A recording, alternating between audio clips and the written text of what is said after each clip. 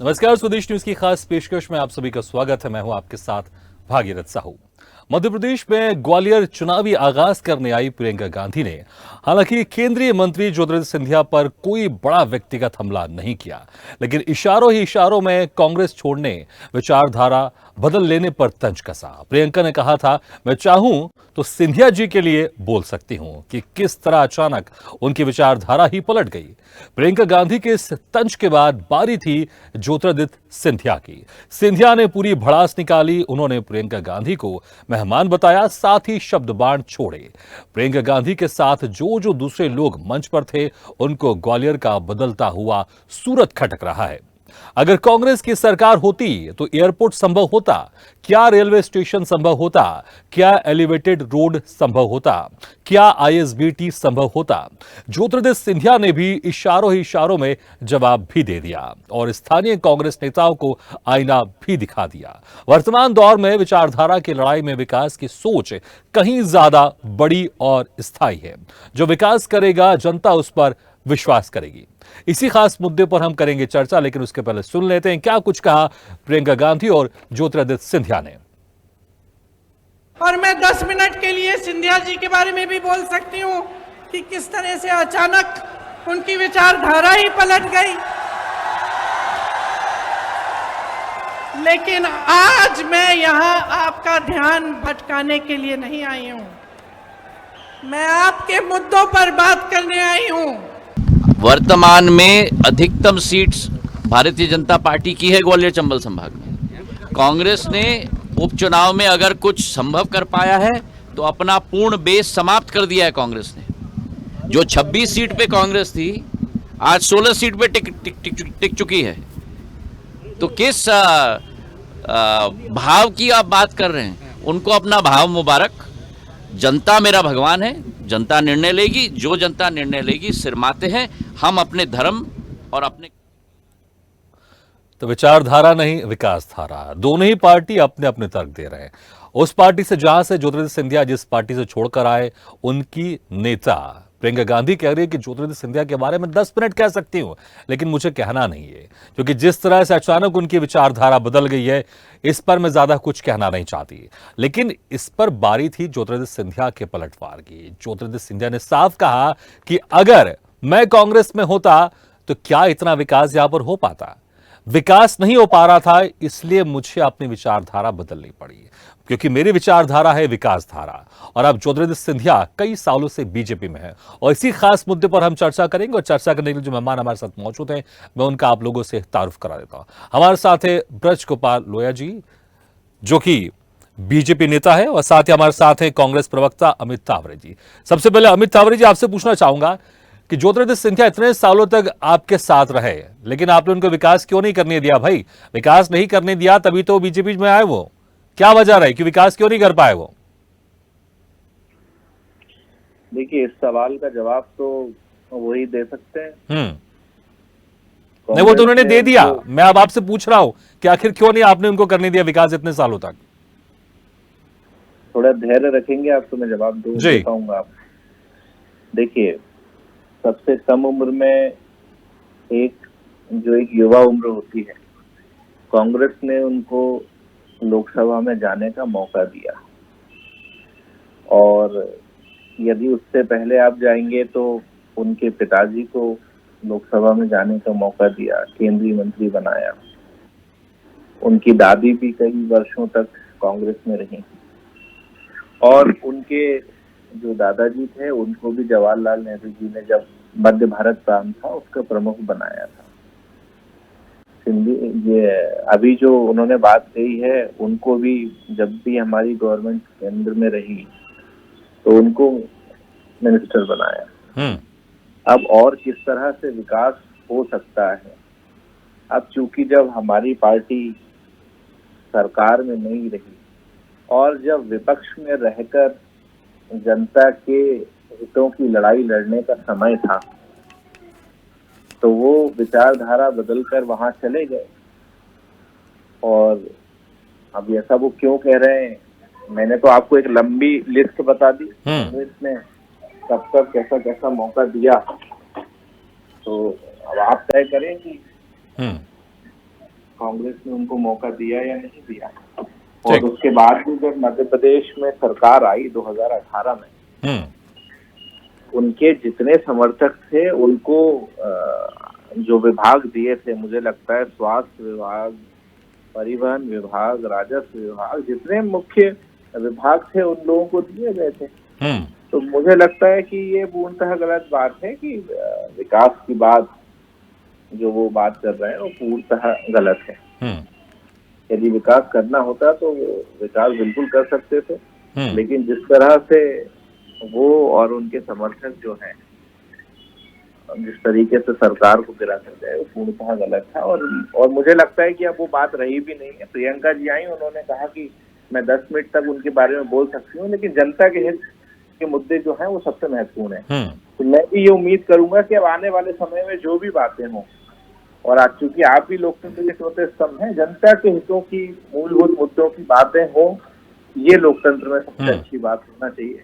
कौन गया, कौन आया, कौन क्या, ये व्यक्ति विशेष बात मुझे लगता है कि ये ठीक नहीं है। ठीक है ब्रजगोपाल जी, जो ज्योतिरादित्य सिंधिया ने कहा, अगर मैं इसको दूसरे तरह से भी अगर सोचूं तो ऐसा लग रहा था कि जब तक आप लोग की सरकार थी बीजेपी की तो ग्वालियर में विकास हुआ ही नहीं, लेकिन जब से ज्योतिरादित्य सिंधिया आए तभी से ग्वालियर में विकास हुआ है, क्योंकि पहले आपकी ही सरकार थी, वो कांग्रेस की जब सरकार में थे तो उस वक्त वो विकास नहीं कर पा रहे थे, और बीजेपी की सरकार में विकास नहीं हो रहा था, इसलिए उनको पार्टी बदलनी पड़ी ग्वालियर के विकास के लिए, प्रदेश के विकास के लिए। एक इसका मतलब ये भी निकलता है, तो कहीं ना कहीं आपके सरकार के ऊपर भी सवाल उठा रहे हैं, आपकी सरकार विकास नहीं कर पा रही थी, इसलिए उनको बीजेपी में आना पड़ा विकास करने के लिए।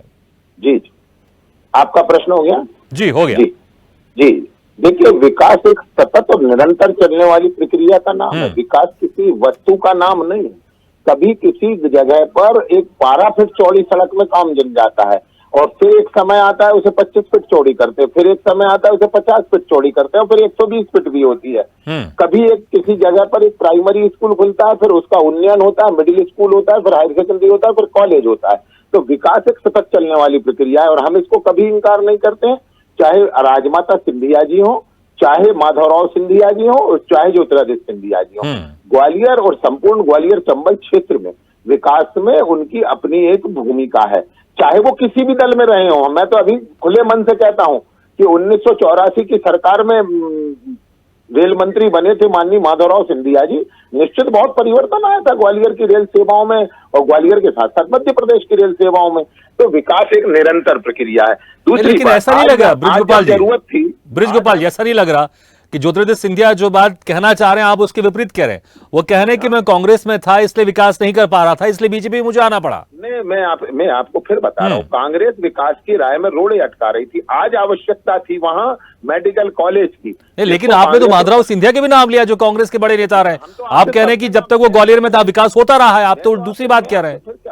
आप पहले पूरी बात सुनेंगे तभी समझ आएगी। ठीक है, चलिए मैं अपनी बात कमलनाथ की सरकार के दौरान 15 महीने जिस तरह उपेक्षा की गई ग्वालियर चंबल संभाग की, वहां की योजनाओं को अटकाने का काम हुआ, वहां की विकास परियोजनाओं को अटकाने का काम हुआ, वहां के मेडिकल कॉलेज को अटकाने का काम हुआ।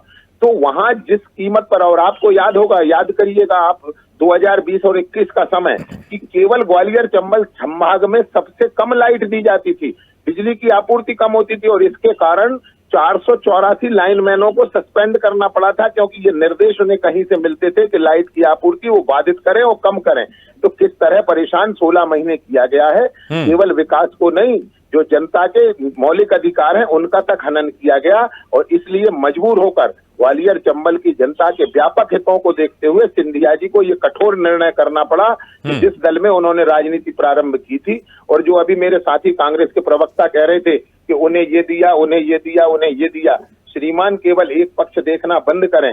तभी एक समय ऐसा भी था कि आपकी कांग्रेस पार्टी की पूरी डिपेंडेंसी केवल सिंधिया जी के कारण थी। यदि कांग्रेस की उपस्थिति ग्वालियर चंबल में थी तो केवल सिंधिया जी के कारण थी, और इतनी जल्दी किसी का ऋण नहीं भूलना चाहिए। हमने ये पढ़ा है, सुना है, मुझे मेरे सद्विचार और संस्कार ये कहते हैं कि जो भी व्यक्ति एहसान फरामोश होता है, बड़ा कोई पाप धरती पर नहीं होता है। कि ये जो कृतज्ञता होनी चाहिए कांग्रेस में, कि उन्होंने इतने समय तक कांग्रेस के परचम को वहां बुलंद रखा, 2 पीढ़ी तक, जबकि राजमाता सिंधिया भारतीय जनता पार्टी में होते हुए भी माधवराव जी ने भी और ज्योतिरादित्य सिंधिया ने भी कांग्रेस का परचम बुलंद रखा, और वो कांग्रेस आज उन्हें क्या क्या नहीं कह रही है, बड़ा दुर्भाग्यपूर्ण है। जो प्रियंका जी कह रही थी उस बात का भी जवाब दे दूं कि हम 10 मिनट उनके बारे में बोल सकते हैं। 10 मिनट नहीं, वो एक ऐसा परिवार है प्रियंका जी कि उसके बारे में आप 10 घंटे भी बोल सकती हैं तो भी कम पड़ेगा, आप पूरा इतिहास नहीं बता पाएंगी। इतना बड़ा इतिहास है उस सिंधिया परिवार का। एक बात और कहता हूं, ये चुनाव जो आने वाला समय है ये विकास के मुद्दे पर होगा।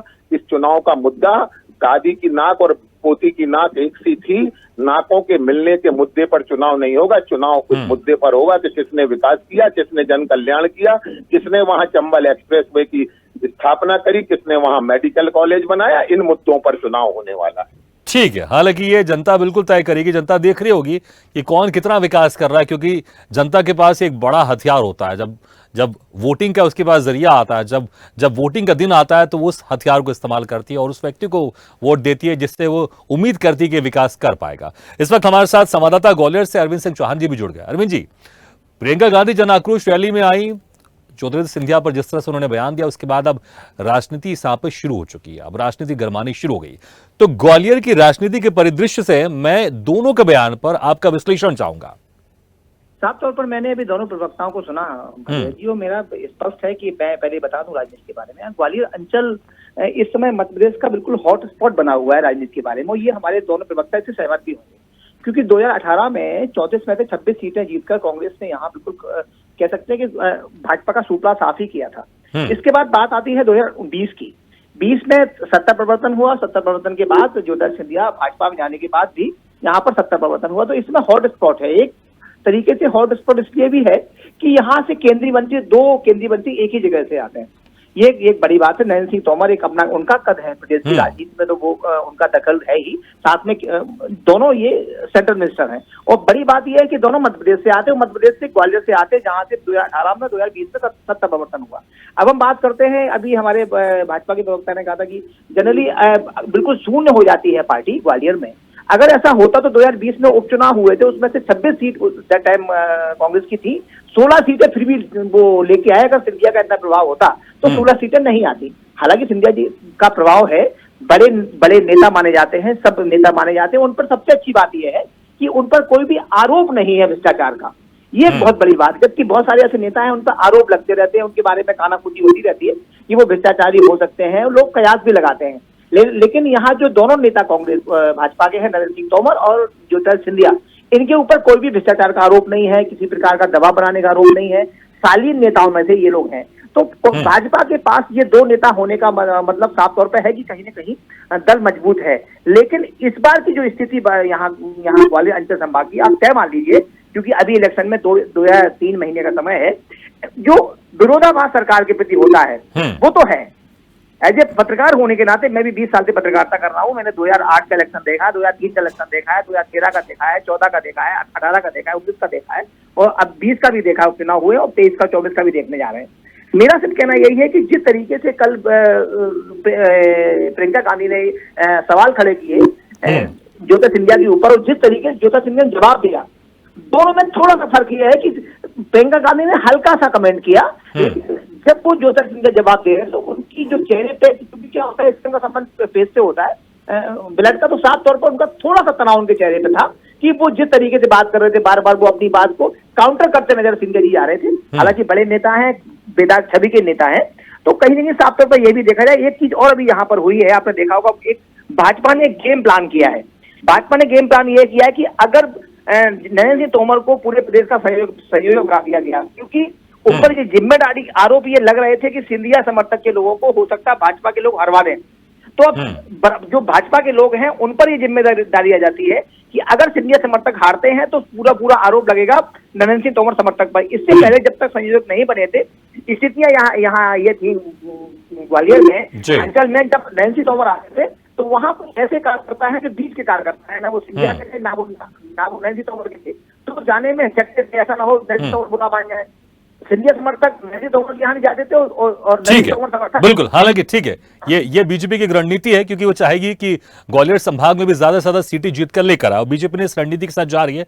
लेकिन आपने जैसा जिक्र किया कि इस बयान के बाद, प्रियंका गांधी के और ज्योतिरादित्य सिंधिया के बयान के बाद राजनीति तो गर्मा गई है। लेकिन अमित तावरे जी, इसी बयान के बाद एक सवाल यह भी उठता है, देखिए अगर कोई किसी व्यक्ति से थोड़ा सा नाराज होता है तो उसके बारे में कुछ नहीं कहना चाहता है, नहीं तो राजनीति में हर कोई अपनी प्रतिद्वंदी के बारे में आरोप प्रत्यारोप तो लगाता ही है। जिस तरह से प्रियंका गांधी ने कहा कि मैं कहने के लिए तो बहुत कुछ है मेरे पास, लेकिन मैं ज्यादा कुछ कहना नहीं चाहती, ऐसा लगा, थोड़ा सा दर्द था, क्योंकि ज्योतिरादित्य सिंधिया इतने बड़े नेता रहे हैं कांग्रेस में। हमने देखा है मीडिया में जब राहुल गांधी किसी तरह का बयान देते थे तो ज्योतिरादित्य सिंधिया पीछे उनके प्रॉम्प्ट करते थे, क्या कहना क्या बताते थे, वो कहते थे पीछे से। हमने अक्सर कई बार हमने वीडियोस में देखा है। तो कहीं ना कहीं ऐसा लग रहा था प्रियंका गांधी के एक दर्द है कि उनको हमारी पार्टी से नहीं जाना चाहिए था, क्योंकि बड़े नेता थे वो। अमित तावरे जी, देखिए, सबसे पहले तो मेरा फोन डिस्कनेक्ट हो गया था, मैं आधी बात सुन पाया। भारतीय जनता पार्टी के नेता मेरे मित्र की एहसान फरोश और पूरी ग्वालियर चंबल के भरोसे रहता था। पहली बात तो ये है कि उनके जाने के बाद 57 साल बाद ग्वालियर में हमारा महापौर बना है, और दूसरी बात मुरैना हम जीते उनके जाने के बाद, और तीसरी बात ये कि यदि वो इतने मजबूत होते तो खुद लोकसभा का चुनाव नहीं हारते, और चौथी बात ये कि जो 4-5 साल पहले जो नेता ये कहते थे कि माफ करो महाराज हमारे नेता शिवराज, आज उनके कार्यक्रमों में दरिया उठा रहे हैं। और वो नेता जो कभी ये कहते थे कि शिवराज सिंह चौहान जी के हाथ किसानों के खून से सने हुए हैं, आज उनके बयान भी आप देख लीजिए। वो शिवराज जी और पूरी भाजपा प्रभात झा जी से लेकर नरेंद्र सिंह तोमर जी से लेकर जो पानी पी पी कर कोसते थे, आज वो किस तरीके की बातें कह रहे हैं, ये किसी से छुपी हुई वाली बात नहीं है। ये सिर्फ एक बेमेल गठबंधन है सत्ता स्वार्थी के लिए। और रही बात, अब हमारे लिए वो एक सामान्य भाजपा नेता हैं जैसे कि दूसरे भाजपा नेता।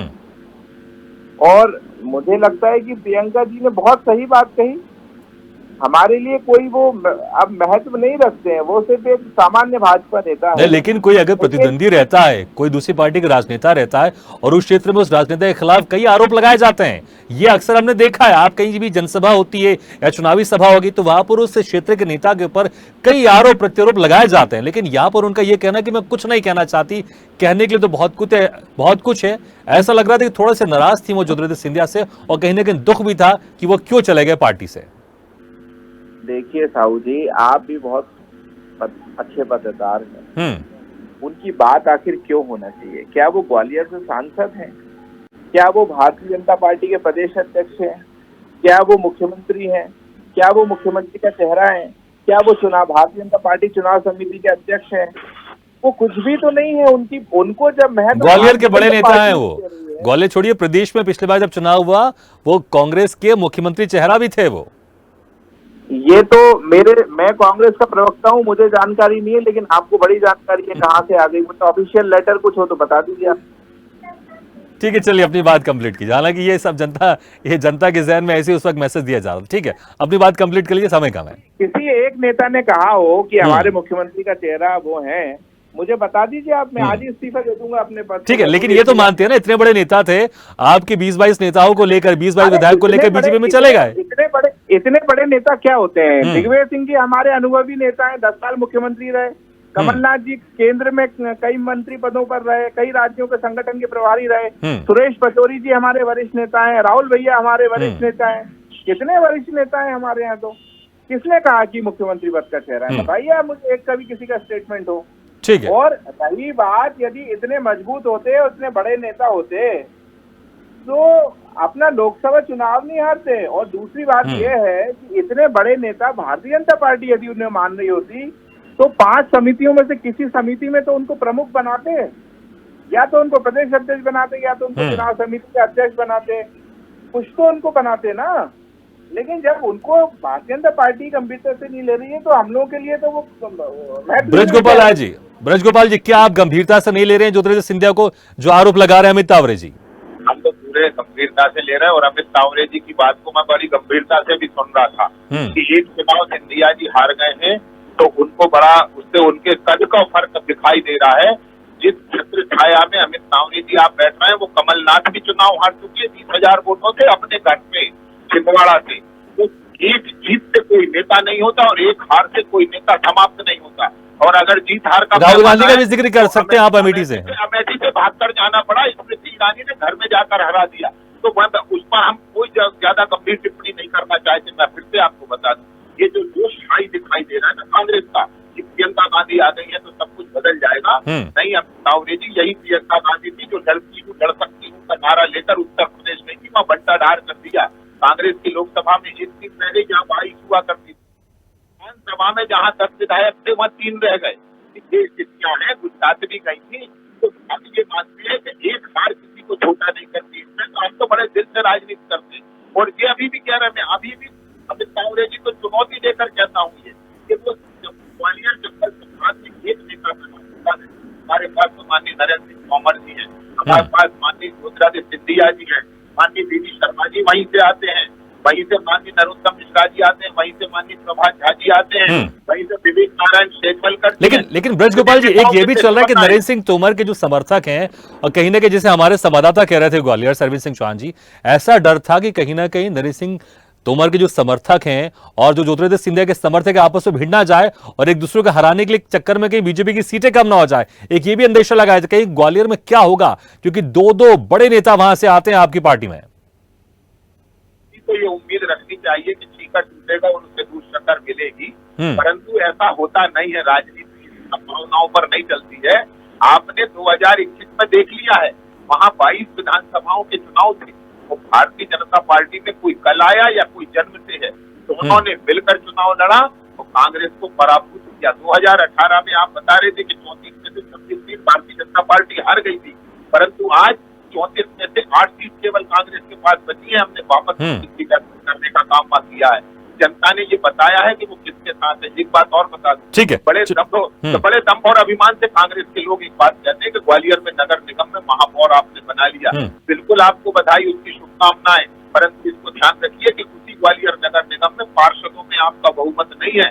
जनता ने भारतीय जनता पार्टी को ठीक है। चलिए मेरे पास समय कम है कि एक आखिरी सवाल पूछना चाहूंगा अमित तावरे जी, क्या जिस तरह से प्रियंका गांधी ने कहा कि मुझे कहने के लिए तो बहुत कुछ है लेकिन मैं कहना नहीं चाहूंगी, क्या अब आप लोग की पार्टी ने प्रदेश में ये स्टैंड बना लिया है कि ज्योतिरादित्य सिंधिया के खिलाफ कुछ नहीं बोला जाएगा, ना दिग्विजय सिंह बोलेंगे ना कमलनाथ जी बोलेंगे? मैं आपके चैनल पर एक बार और रिपीट कर रहा हूँ, देखिए चुनाव होता है, जो पिछली सरकार ने काम किया है उसका अवलोकन जनता के बीच जाकर होता है। और पिछले 4 बार से मध्य प्रदेश के मुख्यमंत्री शिवराज सिंह चौहान साहब हैं, जिन्होंने इस प्रदेश को बदहाल बना दिया है, खस्ता हाल बना दिया है। कर्जा लेकर ये लोग आयोजन कर रहे हैं। नहीं, मैंने जो सवाल किया बस उसका जवाब दे दीजिए आप, समय कम है। क्या ज्योतिरादित्य सिंधिया के खिलाफ दूसरे नेता भी कुछ नहीं बोलेंगे? आपके सवाल का जवाब मेरे इसी जवाब में है। हमारी जो सीधी लड़ाई है वो भारतीय जनता पार्टी से है और मुख्यमंत्री शिवराज सिंह चौहान जी। ठीक है, चलिए ठीक है, चलिए बहुत बहुत शुक्रिया अमित तावरे जी, ब्रजगोपाल लोहिया जी और अरविंद सिंह चौहान जी, बहुत बहुत शुक्रिया हमारे इस खास चर्चा में शामिल होने के लिए। तो जिस तरह से जन आक्रोश रैली में प्रियंका गांधी ने यह कहा कि कहने के लिए तो बहुत कुछ है ज्योतिरादित्य सिंधिया के खिलाफ, लेकिन मैं कुछ नहीं कहना चाहूंगी, उसके बाद से लगातार राजनीति गर्मा गई है। और अब सवाल यह भी है विचारधारा नहीं विकासधारा, क्या विकास के लिए किसी को अपनी विचारधारा बदलनी पड़ेगी और क्या विचारधारा बदलने से विकास हो जाएगा? खैर, जनता विकास चाहती है, किसी भी पार्टी कोई भी नेता हो, हर पार्टी के नेता से उम्मीद करती है कि विकास होना चाहिए, चाहे इसके लिए कोई अपनी विचारधारा भी बदले। लेकिन इस बयान के बाद राजनीति प्रदेश में जरूर गर्मा गई है। इसी के साथ हमारे इस खास पेशकश में फिलहाल इतना, लेकिन खबरों का सिलसिला लगातार जारी है। आप देखते रहिए स्वदेश न्यूज, सबसे पहले देश। ऐसी ही खबरों के लिए हमें लाइक करें, शेयर करें, फॉलो करें और यूट्यूब पर सब्सक्राइब करें और बेल आइकन दबाना ना भूलें। साथ ही ताजा अपडेट्स के लिए हमारी वेबसाइट swadesh live.com पर जरूर जाएं।